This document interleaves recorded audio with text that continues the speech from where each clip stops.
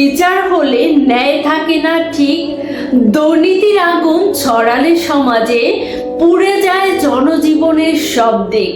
যে টাকায় সত্য মরে সে টাকায় সুখ দেয় না কখনো, অন্যায়কে হেসে মানলে নিজেকেই করা হয় ছোট। দুর্নীতিকে যদি থামাতে চাও তবে সিংহের মতো হুঙ্কার দাও জোরে।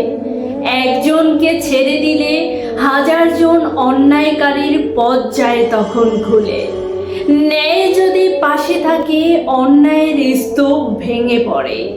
দুর্নীতিকে না বললেই সমাজ জেগে উঠবে নতুন করে।